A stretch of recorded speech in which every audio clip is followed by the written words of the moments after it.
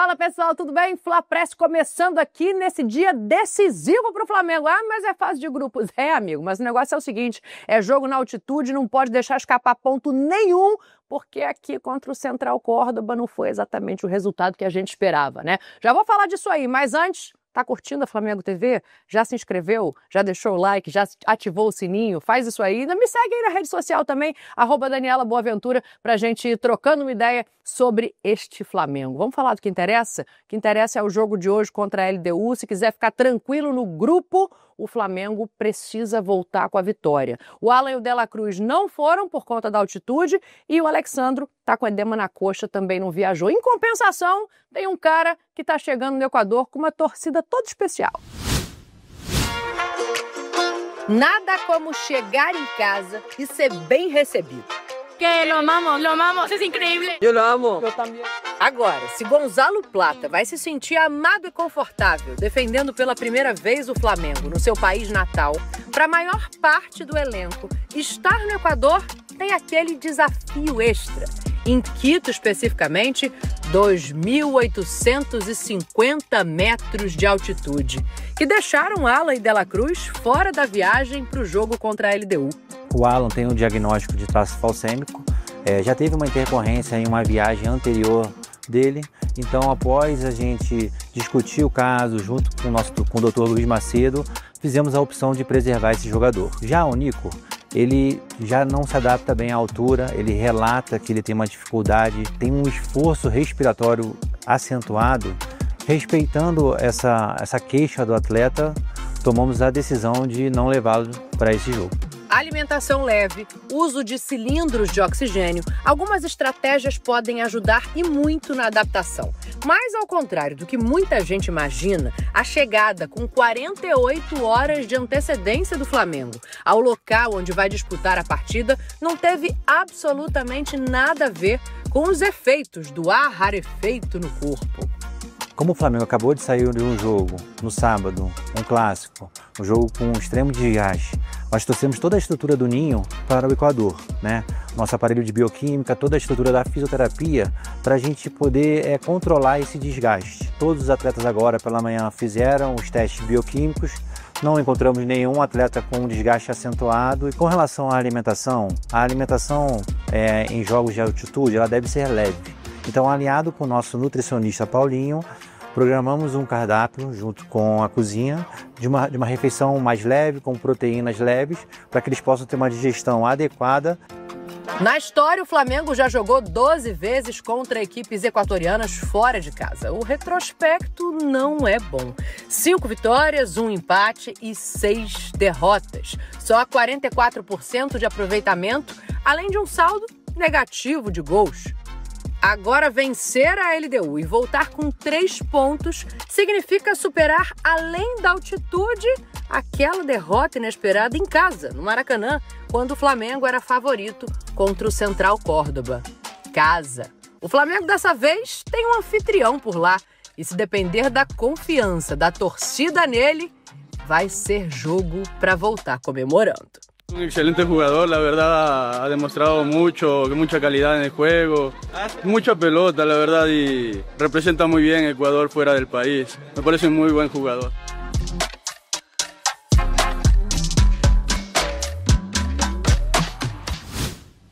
Vamos dar uma olhada em como está a repercussão desse jogo na mídia tradicional, não só no Brasil, mas no Equador também, obviamente. Tem muita gente falando sobre o assunto. Coloca a primeira capa aí pra gente. Vamos dar uma olhada, ó. The Playoffs. LDU e Flamengo será duelo decisivo na altitude por conta dos pontos que escaparam em casa. Tem matéria da ESPN Brasil também. O Flamengo vai para jogo na Libertadores na altitude, com 3 desfalques importantes. A gente já falou aqui do Alan e do Dela Cruz por conta da própria altitude. Tem o Alexandro também, que segue com edema na coxa. O Coluna do Fla está dizendo: Libertadores, jogo do Flamengo com a LDU vale desempate em retrospecto do confronto na altitude. O Flamengo só venceu uma vez lá, mas foi em 2021, é recente, então vamos ver se volta com a vitória dessa vez. O Olé do Equador está dizendo: visitante no Equador. Tá falando da partida especialíssima que fará Gonzalo Plata, que é equatoriano, vai estar em casa, mas como visitante. E o Mundo da Bola está dizendo o seguinte: repórter do Equador vê erro tático e aponta declínio em 2025. Isso porque a equipe da LDU perdeu jogadores importantíssimos, principalmente no meio-campo. Já volto a falar de futebol aqui, a gente ainda vai entender um pouquinho melhor que trunfos o Flamengo tem para esse jogo de hoje, mas eu quero dar parabéns pro pessoal do basquete. A gente está atrás da América no futebol, no basquete ela já está conquistada. A Champions League de basquete é mais uma vez do Flamengo, conquistou nesse final de semana essa taça aí contra o Boca Juniors e de quebra ainda tem vaga no Mundial. Vamos ver como é que foi o jogo. A América está ainda mais rubro-negra. O Flamengo disputou no último fim de semana, no Maracanãzinho, o Final Four da BCLA, a Champions League das Américas de basquete. E fez história de novo, ao levantar a taça continental pela terceira vez. No primeiro embate do Final Four, o orgulho da nação foi com tudo para cima do rival Franca, dominou a partida do início ao fim e o resultado 91-67 e vaga garantida na decisão. E na final deu um clássico sul-americano.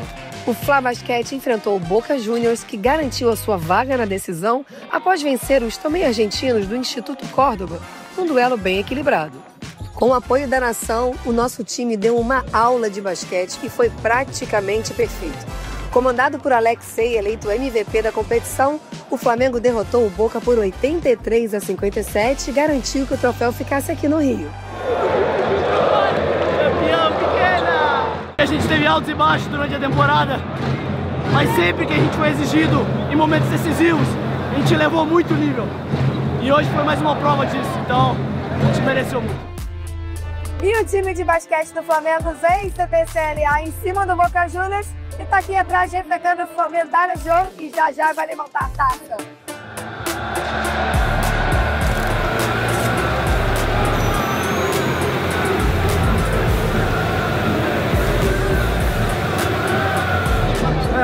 Uma alegria muito grande, cara.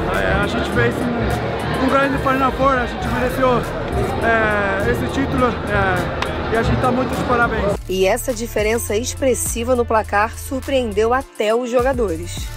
Cara, é difícil demais falar, mas eu acho que o placar fala por si só. Clima de festa e comemoração por mais um título e passaporte confirmado para Singapura. O Fla Basquete agora aguarda a confirmação da data do Mundial de Clubes, que está previsto para o segundo semestre desse ano. Mas antes, nosso time ainda tem uma missão aqui no Brasil. O Mundial que nos espera, hein? Muito importante esse time para nós. Vamos em busca do NBB agora, só falta um. Tem mais coisa legal aqui para contar para vocês. Olha o que a Rebeca Andrade conseguiu. Ela recebeu mais um prêmio, mais um para a galeria dela, né? Prêmio Laureus, o Oscar do esporte agora é da nossa Rebeca. Vamos dar uma olhada em como foi a premiação lá em Madrid. A premiação existe há 25 anos, tá, gente? É a idade da Rebeca e ela foi a primeira mulher brasileira a receber a homenagem. A Rebeca venceu na categoria Retorno do Ano. Por quê? Porque a Rebeca brilhou nos Jogos Olímpicos de Paris depois de superar 3 cirurgias super complicadas no joelho, né? Em Paris foram 4 medalhas, não sei se vocês lembram, ouro no solo, prata no individual geral, prata no salto e bronze por equipes. E a Rebeca, só para lembrar, ela é a maior medalhista brasileira em Olimpíada entre homens e mulheres. Ela tem 6 medalhas no total, sendo 2 de ouro, 3 de prata e 1 de bronze. Falando em medalha, um passinho de cada vez para conseguir, quem sabe, medalha na natação brasileira. Tá rolando o troféu Maria Lenk no Clube do Flamengo, na Gávea, e o Bruno Auric vai explicar direitinho como é que funciona. Se vencer o Maria Lenk, consegue vaga para o Mundial, de repente em Singapura, e por aí vai até chegar na Olimpíada.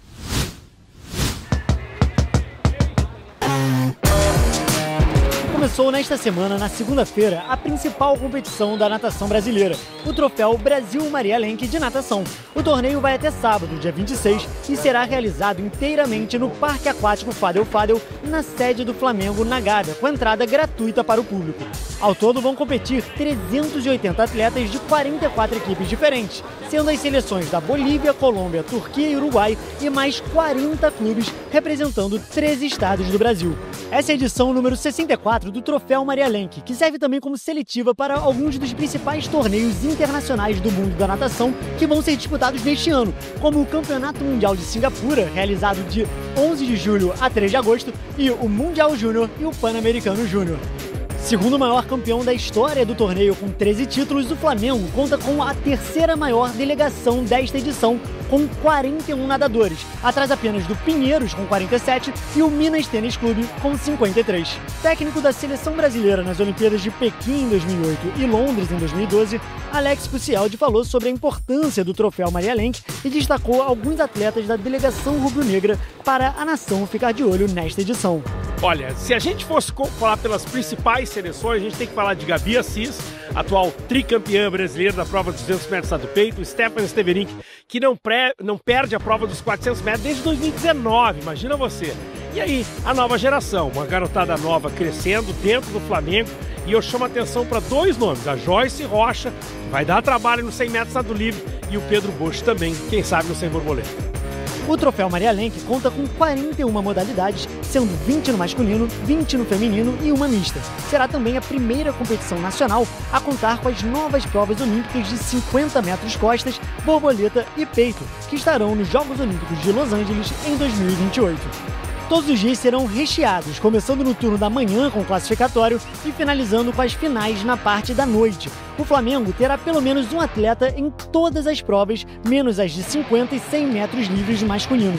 E nação, olho nas modalidades de 200 a 800 metros livre, além de 200 e 400 medley, que o nosso fenômeno Stefan Steverink, de 21 anos, vai disputar e promete competir por medalhas. Já a nossa craque Gabriele Assis é a atual campeã das provas de 100 e 200 metros peito feminino e quer manter a soberania. A primeira edição do Troféu Maria Lenk foi em 1962, com o Flamengo conquistando o título pela primeira vez em 68. Já a última conquista rubro-negra foi em 2012. E agora, o mais querido conta com o fator casa e o apoio da torcida para que o troféu nem precise sair da Gávea. Voltando a falar de futebol, o negócio é o seguinte: Libertadores, LDU, e o Flamengo tem sido muito criticado pela quantidade de chances criadas e, em tese, não aproveitadas. É do jogo, né, gente? Às vezes perder gol é normal. A boa notícia para isso é que o antídoto deve estar em campo. O Pedro já voltou a jogar, talvez não entre como titular, mas o Lázaro Dalfovo vai contar pra gente como é que tá o momento e o histórico do Pedro na competição. Vamos ver.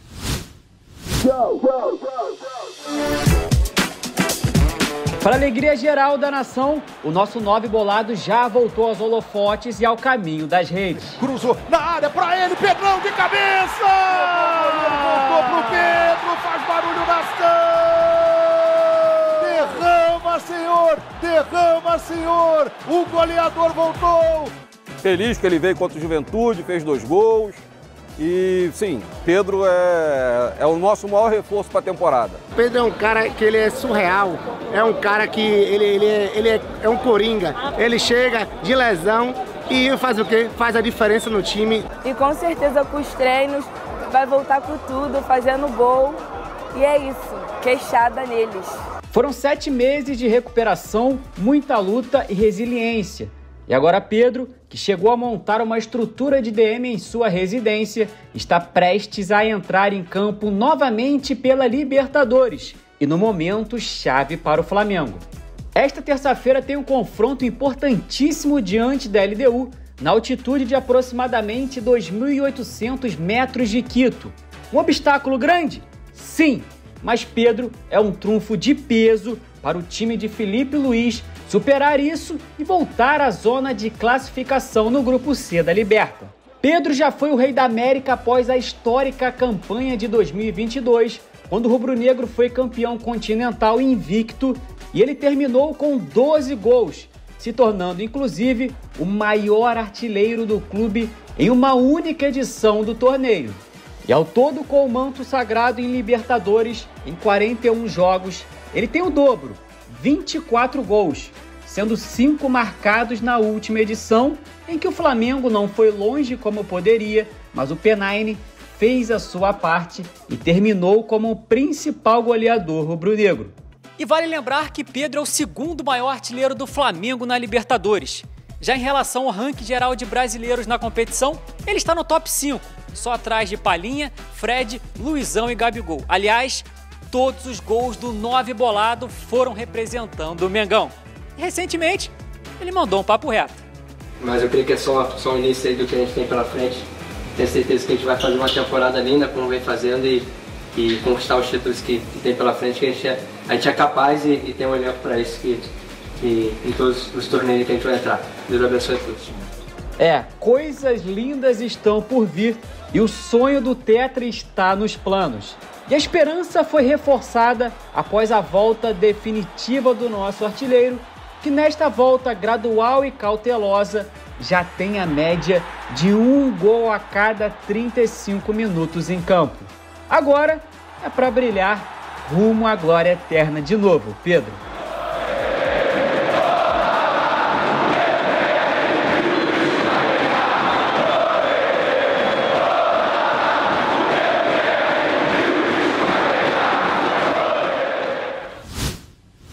Precisa nem jogar o jogo todo, não. Entra no finalzinho, 1-0, gol de peito do Pedro. Já pensou? Tá lindo. Pra mim já tá bom demais. Quanto é que vai ser esse jogo? Vai colocando aqui nos comentários que eu quero saber como é que tá a expectativa de vocês para essa partida. 2.850 metros de altitude.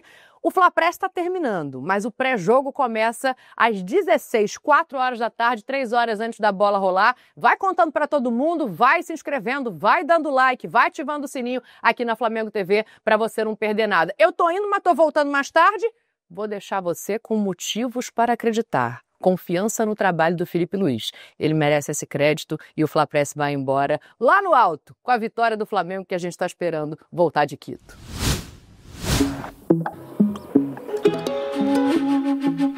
A Libertadores, amigo. A Libertadores tira o fôlego.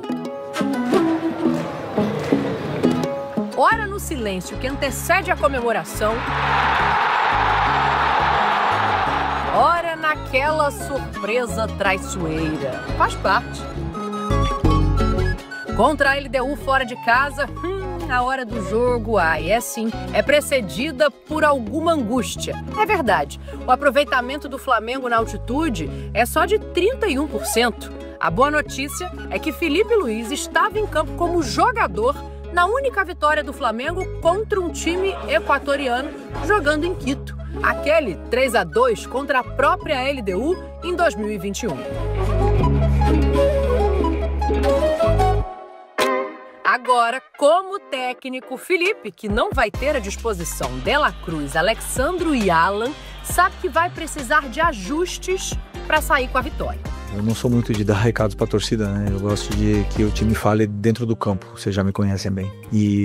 Mas sim, nunca é fácil jogar na altitude, sempre é difícil pressionar alto, porque os jogadores eles perdem o fôlego rápido e não recuperam. Então o jogador tem que dosar melhor o esforço para poder fazer um grande jogo, para poder vencer, que precisamos muito dessa vitória. Ficar com a bola, correr menos, achar atalhos, não é fácil não. Mas não custa nada lembrar que desde que assumiu o cargo de treinador, Felipe Luiz não faz outra coisa senão trabalhar para contar bonitas histórias.